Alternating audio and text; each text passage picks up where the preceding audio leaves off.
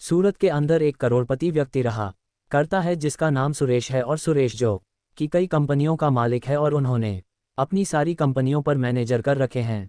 जो मैनेजर पूरा लेखा जोखा उसे घर पर ही दिखा दिया करते हैं, यानी कि रुपए पैसों को उसके पास कोई भी दिक्कत नहीं है। अच्छी तरह से उसका समय व्यतीत हो रहा है। वह घर पर अपने परिवार के साथ रहा करता है। उसका एक लड़का है जिसकी उम्र 16 साल है। एक दिन सुबह सुबह वह अपने घर के गार्डन में बैठकर अखबार पढ़ रहा था और साथ में चाय की चुस्कियां ले रहा था। तभी अचानक से उसके बेटे का एक दोस्त उससे मिलने के लिए आता है। सुरेश बैठा बैठा अपने बेटे और उसके दोस्त को देख रहा था, और देखने के बाद उसे अपने एक दोस्त की याद आ जाती है। इसके बाद जो सुरेश होता है वह अपने दोस्त से मिलने का फैसला करता है और घर के अंदर जाकर अपनी पत्नी से सामान पैक करने के लिए कहने लगता है और कहता है कि हमें अपने दोस्त से मिलने के लिए जाना है। तो उसकी पत्नी उससे पूछने लगती है कि कौन सा दोस्त और किससे तुम मिलने जा रहे हो। तो वह कह देता है कि मैं अपने दोस्त किशन से मिलने के लिए जा रहा हूं। इस नाम को सुनते ही उसकी पत्नी एकदम से इस बात के लिए तैयार हो जाती है और कहने लगती है कि ठीक है, मैं सामान पैक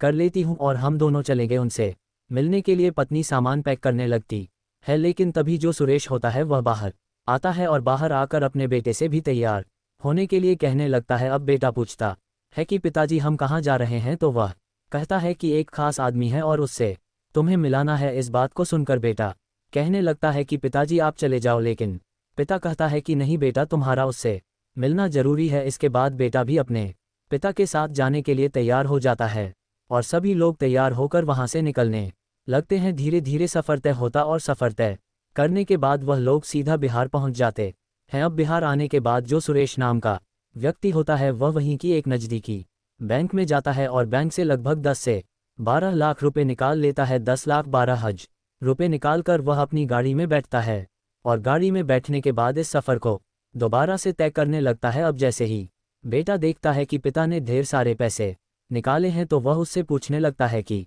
पिताजी आपने इतने सारे पैसे क्यों निकाले हैं। इस बात को सुनकर पिता मुस्कुराने लगता है और कहने लगता है कि बेटा इन पैसों की ज़रूरत है, किसी का मुझ पर कर्ज है और उस कर्ज को मुझे चुकाना है। अब ये बात बेटे को बिल्कुल भी हजम नहीं होती है, क्योंकि उसके पिता काफ़ी रुपए पैसे वाले थे तो उनके ऊपर किसी का कर्ज होना बिल्कुल भी पॉसिबल नहीं था। तो वह कहने लगता है कि पिताजी आप क्यों मेरी टांग खिंचाई कर रहे हो, आपके ऊपर भला किसका कर्ज है। तो वह कहने लगता है कि ठीक है बेटा, अगर ऐसी बात है तो मैं तुम्हें एक छोटी सी कहानी सुनाता हूँ। उस कहानी को सुनने के बाद बताना कि मुझ पर कर्ज है या नहीं है। तो बेटा भी इस कहानी को सुनने के लिए उत्सुक हो जाता है और माँ इस बात को देखकर समझ गई थी कि अब उसका पति अपने बेटे को कौन सी कहानी सुनाना चाहता है। तो इसी वजह से गाड़ी में बैठी बैठी वह मुस्कुराती रहती है और पिता अपने बेटे को कहानी सुनाने लगता है। वह कहता है कि बेटा समय था 1990 का। 1990 के दशक में हम लोग बिहार के अंदर रहा करते थे और मेरी शादी होने वाली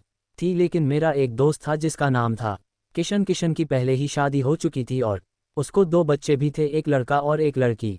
बड़ा लड़का था और छोटी लड़की थी। वैसे तो मेरा नाम सुरेश है, लेकिन मेरे दोस्त किशन और उसकी पत्नी मुझे प्यार से नन्हे नन्हे कहा करते थे और मुझे छोटे भाई की तरह प्यार दिया करते थे। सब कुछ अच्छी तरह से चल रहा था। मैंने पढ़ाई लिखाई कर ली थी और मैं किसी रोजगार को ढूंढ रहा था कि मुझे कोई अच्छा सा रोजगार मिल जाए जिससे मैं अपनी ज़िंदगी को अच्छी तरह से व्यतीत कर सकूं। उसी दौरान हमारे अड़ोस पड़ोस वाले मेरी शादी की चिंता करने लगते हैं, क्योंकि मेरे माता पिता तो मुझे बचपन में छोड़कर चले गए थे और उसके बाद से मैं इधर उधर अड़ोस पड़ोसियों के यहीं पर टाइम बिताया करता था। लेकिन सबसे ज़्यादा मैं किशन के यहाँ पर टाइम बिताया करता था। वह मेरा अच्छे से ख्याल रखा करता और बड़े भाई की तरह मुझे हर बात को समझाया करता। अब जब अड़ोस पड़ोस वाले शादी के लिए कहते हैं तो मैं भी अपनी शादी करा लेता हूँ, लेकिन शादी के बाद मुसीबतें आनी स्टार्ट हो जाती हैं, क्योंकि शादी के बाद अब मैं अकेला तो रह नहीं गया था। मुझे घर बसाना था और घर के अंदर घर को चलाने के लिए पैसे चाहिए और मेरे पास बिल्कुल भी पैसे नहीं थे। मैं इन्हीं सभी बातों से बहुत ज़्यादा परेशान रहा करता और जब भी मैं किशन से इन बातों को किया करता तो वह कुछ ना कुछ सहारा मुझे दे दिया करता और कहा करता कि तू चिंता मत कर, मैं हूँ तेरे साथ। इन सभी बातों से मैं काफ़ी ज़्यादा परेशान हो गया था और अब मुझे कुछ बड़ा करना था। इसीलिए मैं सोचता हूँ कि मैं कहीं बाहर चला जाऊँ और वहाँ पर रहकर मेहनत मजदूरी करके अपना भरण पोषण करूँ। मैं बाहर जाना चाहता था, लेकिन बाहर जाने के लिए भी पैसे लगते हैं और मेरे पास बिल्कुल भी पैसे नहीं थे। इसके बाद लगभग 1992 में मैं अपने दोस्त किशन के पास जाता हूँ। वहाँ पर उनकी पत्नी शारदा भी बैठी हुई थी और हम दोनों पति पत्नी उनसे बातें करने लगते हैं। बातों ही बातों में मैं उसे बता देता हूँ कि यार मुझे बाहर जाना है और बाहर जाने के लिए मुझे कुछ पैसों का इंतजाम करना है। मैं वो उनसे कहता हूँ कि यार ऐसा कर, मेरी ज़मीन को बेचवा दे और उससे मुझे जो भी पैसे मिलेंगे उन पैसों से मैं अपना रोजगार चलाऊंगा। लेकिन तभी किशन और उसकी पत्नी कहने लगते हैं कि अरे ऐसी कौन सी बात हो गई जो तू ज़मीन को बेचने की बात कर रहा है, और वैसे भी उस टाइम पर ज़मीनों का इतना भाव नहीं था, ज़मीनों को कोई लेकर भी राजी नहीं था। तो इसी वजह से वह लोग कहने लगते हैं कि तुम चिंता मत करो, तुम्हें कितने पैसे चाहिए तो मैं उनको बताता हूँ, लगभग 0 का इंतजाम हो जाए तो बहुत ही अच्छी बात है, उन पैसों से मैं अपना रोजगार चला सकता हूँ।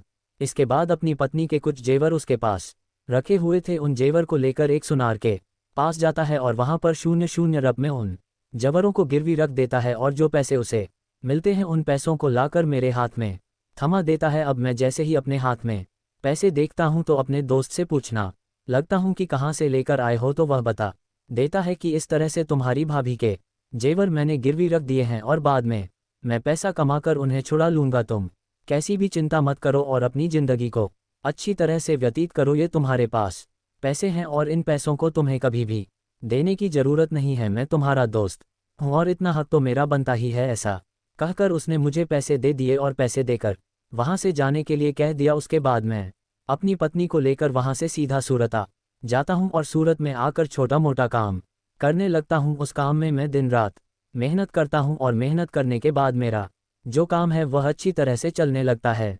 धीरे धीरे समय बीतता है और समय के साथ साथ मेरी बहुत बड़ी बड़ी कंपनी बन जाती है, जिन कंपनियों को आजकल तुम देखा करते हो, और मैं ढेर सारी तरक्की करने लगता हूँ। लेकिन इन तरक्कियों के दौरान मैं अपने दोस्त को बिल्कुल ही भूल गया कि इस काम को चालू करने के लिए उसने मुझे पैसे दिए थे। अब जैसे ही उस दिन मैं बाहर बैठकर चाय पी रहा था और तेरा दोस्त तुझसे मिलने के लिए आया था, तो एकदम से तेरे दोस्त को देखकर मुझे अपने दोस्त की याद आ गई और उसके बाद मैंने फैसला किया उससे मिलने का। तो ये जो पैसे मैंने निकाले हैं ये पैसे उसी के 0 के बदले निकाले हैं, पैसों को उन्हें दूंगा और कहूँगा कि यह तेरे ही पैसे हैं जो तूने मुझे दिए थे। इस बात को सुनकर बेटा एकदम से एक्साइटेड हो जाता है और कहने लगता है कि पिताजी आपने इस बात के बारे में मुझे पहले क्यों नहीं बताया। तो पिता कहने लगता है कि बेटा तुम्हें कैसे बताते, हमें इन बातों को पूरी तरह से भूल चुके थे, क्योंकि फिलहाल अब तक इन बातों को 20 साल हो चुके थे। 1992 में सुरेश बिहार को छोड़कर सूरत गया था, लेकिन फिलहाल समय था 2012 का और पिता कहता है कि ना ही कोई हमारा संबंधी उस गांव के अंदर रहा करता है, जिसकी वजह से हमें उस गांव की याद आती रहती। तो इस बात को सुनकर जो बेटा होता है वह भी उस किशन जी से मिलने के लिए एक्साइटेड हो जाता है और वह देखना चाहता है अपने पिता के उस दोस्त को, जिस दोस्त की वजह से आज वह लोग इतनी अच्छी जिंदगी जी रहे हैं। धीरे धीरे सफ़र तय होता और सफ़र तय करने के बाद लगभग शाम के समय वह लोग उस घर के पास पहुंच गए थे। बड़ी सी गाड़ी को लेकर वह किशन जी के घर के सामने खड़े हो गए थे और यह बात देखकर गांव के कुछ लोग उस व्यक्ति की तरफ बड़ी ही अजीब निगाहों से देखने लगते हैं, क्योंकि किशन जी के घर की हालत काफ़ी ज़्यादा खराब थी और फिलहाल देखने से लग रहा था कि कई सालों से इसकी कोई मरम्मत नहीं हुई है। ये बात सुरेश को भी महसूस होती है और इसके बाद वह सुरेश गाड़ी से उतरता है और सीधा उस घर के अंदर जाने लगता है। गांव का माहौल था तो घर का दरवाज़ा खुला हुआ था, तो सुरेश अपने परिवार को लेकर सीधा उस घर के अंदर चला जाता है। घर के अंदर किशन और उसकी पत्नी बैठकर आपस में बातें कर रहे थे, लेकिन अचानक से जैसे ही सूट बूट वाले व्यक्ति उनके घर में घुसते हैं तो एकदम से वह हैरान से हो जाते हैं। तभी किशन उनसे कहता है कि हाँ भाई कौन हो और तुम इस तरह से घर के अंदर क्यों घुसे आ रहे हो। इस बात को सुनकर सुरेश मुस्कुराने लगता है। इधर जो सुरेश की पत्नी थी वह भी मुस्कुराने लगी थी। तभी जो सुरेश होता है वह कहने लगता है कि साहब यहाँ पर हमें किसी व्यक्ति से मिलना है। तो जो किशन होता है वह ये बात देखकर हैरान है, क्योंकि इस व्यक्ति के पहनावे से लग रहा था कि यह एक करोड़पति व्यक्ति है। तब भी यह उससे साहब कह रहा है तो वह कहने लगता है कि अरे भाई क्यों मजाक कर रहे हो, साहब तो तुम हो और हम साहब कैसे हो गए। तो सुरेश कहने लगता है कि नहीं साहब, मेरे लिए तो आप ही साहब हो, अगर आप नहीं होते तो आज मैं ऐसा नहीं होता। इसके बाद किशन कहने लगता है कि देखो भाई मजाक मत करो, मजाक काफ़ी हो गए, और ये बताओ कि तुम हो कौन। तो जो सुरेश होता है वह कहने लगता है कि साहब वैसे तो मेरा नाम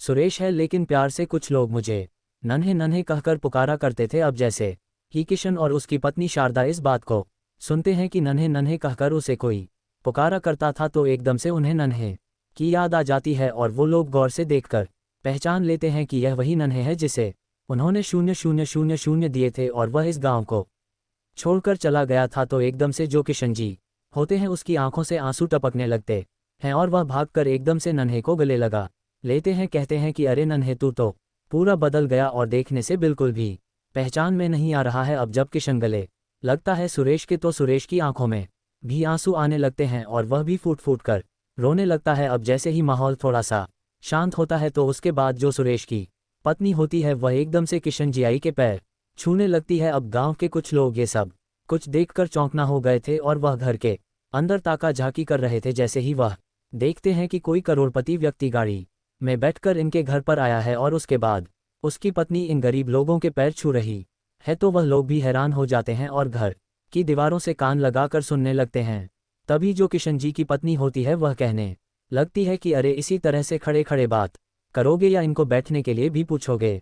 इसके बाद जो किशन जी होते हैं उन सभी को बिठाते हैं और बिठाने के बाद उनसे हालचाल पूछने लगते हैं। तो जो सुरेश होता है वह किशन जी को अपने बारे में पूरी बातें बताता है और कहता है कि गुजरात के सूरत में मेरी बहुत बड़ी बड़ी कंपनियां हैं और वहां पर रहकर मैं बहुत अच्छी जिंदगी जिया करता हूं। लेकिन तुम बताओ तुम्हारा क्या हालचाल है और यह आप लोगों ने अपना क्या हाल बना रखा है। इस बात को सुनकर किशन और उसकी पत्नी एकदम से खामोश से हो जाते हैं और उनके चेहरे पर मायूसी साफ साफ दिखाई देने लगती है। तभी जो सुरेश होता है वह किशन का हाथ अपने हाथ पर रखता है और कहता है कि दोस्त, तू बेशक से मेरा दोस्त है लेकिन तू मेरे लिए बड़े भाई से कम नहीं है, क्योंकि शायद अगर तू मेरी उस टाइम पर मदद नहीं करता तो मैं इतना बड़ा व्यापारी नहीं बन पाता और मेरे इतने इतने बड़े बिजनेस नहीं हो पाते। अगर तुम्हें कैसी भी कोई समस्या है तो तुम बेझिझक होकर मुझे बता सकते हो। आखिर क्या हुआ है ऐसा जो तुम्हारी हालत ऐसे है। तो उसके बाद जो किशन जी होते हैं वह अपने बारे में उसे बताने लगते हैं।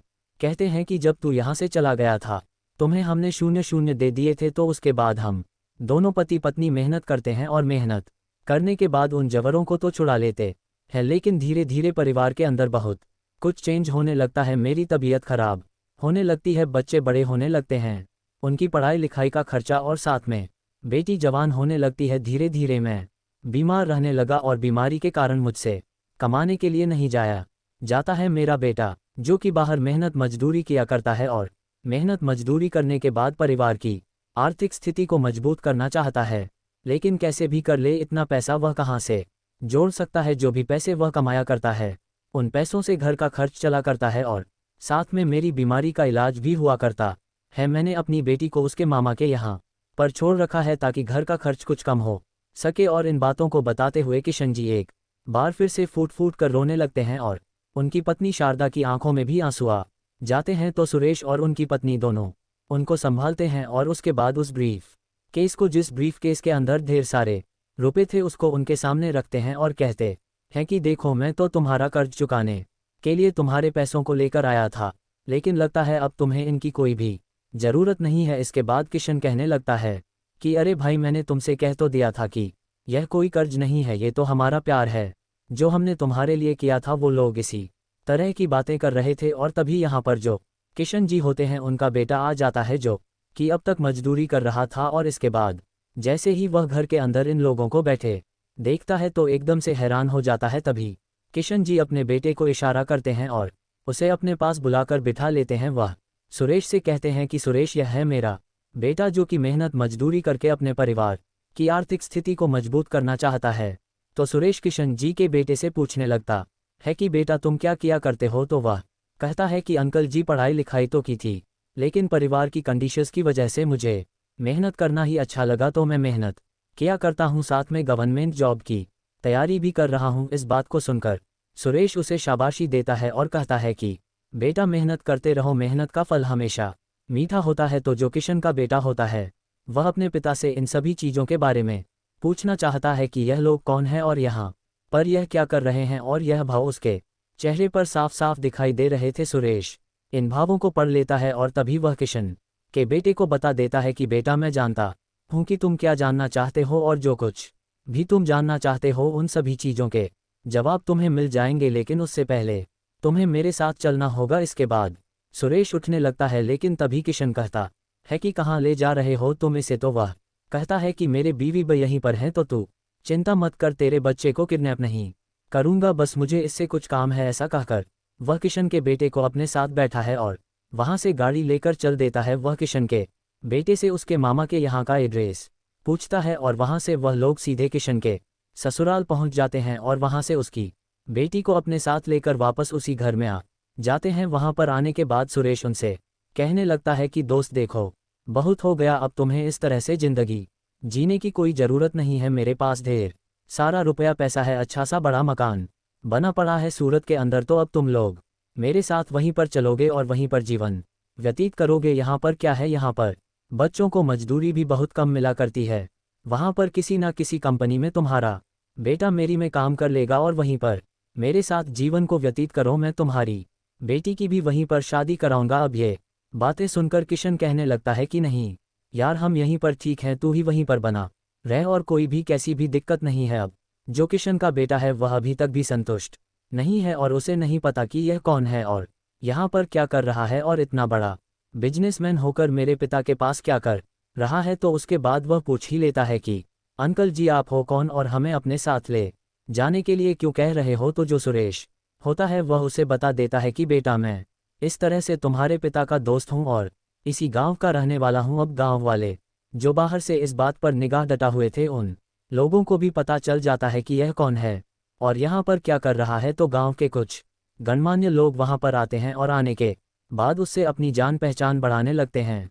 सुरेश इन सभी बातों को समझ गया था और वह कहने लगता है कि ठीक है, आप जो भी कह रहे हो वह सभी बातें ठीक है, लेकिन फिलहाल मुझे अपने दोस्त को अपने साथ ले जाना है। तो सुरेश का दोस्त किशन कहने लगता है कि भाई अभी तो रात हो गई है, कल सुबह देखते हैं, आज रात तुम यहीं पर रुको और कल सुबह देखते हैं कि क्या होना है। ऐसा कहकर किशन सुरेश के परिवार और सुरेश को वहीं पर रोक लेता है और रात भर वह आपस में एक दूसरे से बातें करते रहते हैं। रात भर में उन लोगों ने तय कर लिया था कि वो लोग वहीं पर चले जाएं आएंगे और वहीं पर अपनी आगे की जिंदगी बिताएंगे। दूसरे दिन सुबह सुबह जो सुरेश होता है पूरे परिवार को लेकर वहां से सूरत अपने घर में आ जाता है और वहीं पर उन्हें आदर सम्मान के साथ रखने लगता है। सुरेश ने किशन की बेटी की शादी एक बहुत ही बड़े घर में तय करा दी थी और बेटे को कंपनी के अंदर बहुत बड़ा मैनेजर बना दिया था। कुछ दिनों बाद किशन के बेटे की भी शादी हो जाती है और शादी होने के बाद उसकी जो पत्नी आती है वह भी उसी घर के अंदर रहने लगती है। इसके बाद किशन का बेटा अपने लिए एक अलग से मकान खरीदता है और उसके अंदर अपनी पत्नी के साथ रहने लगता है। किशन और उसकी पत्नी शारदा कभी अपने दोस्त के यहाँ पर रहा करते तो कभी अपने बेटे के यहाँ पर रहा करते हैं और अच्छी तरह से अपने समय को व्यतीत करते हैं। अब गांव वाले भी जान चुके थे कि हमारे यहाँ का एक व्यक्ति वहाँ पर बहुत बड़ा व्यक्ति बन गया है, तो गांव से भी कुछ लोग उसके पास आने लगते हैं अपने अपने बच्चों की सिफारिश लेकर और कहते हैं कि हमारे बच्चों को भी कंपनी में काम दे दो ताकि वह भी अपने भविष्य को बेहतर कर सके। तो वह गांव के कुछ व्यक्तियों को वहां पर लगा लेता है और हंसी खुशी अपना जीवन व्यतीत करता है। और फिलहाल 2025 में किशन जी की मौत हो चुकी है। उसका बेटा सूरत के अंदर वहीं पर रहा करता है और उसके 3 बच्चे हैं। सुरेश के बेटे की भी शादी हो गई है और शादी होने के बाद उसके 2 बच्चे उसके साथ रहा करते हैं। सुरेश का बेटा और किशन का बेटा भी इसी तरह से एक दूसरे के अच्छे मित्र हैं और किशन का बेटा सुरेश के बेटे को छोटा भाई समझा करता है। तो दोस्तों ये थी आज की कहानी। आप लोगों को कहानी जैसी भी लगी हो कमेंट सेक्शन में बता देना। वीडियो अगर अच्छी लगी तो वीडियो को लाइक और चैनल को सब्सक्राइब जरूर करें। मिलते हैं किसी नेक्स्ट वीडियो में नए टॉपिक के साथ, तब तक के लिए जय हिंद जय भारत।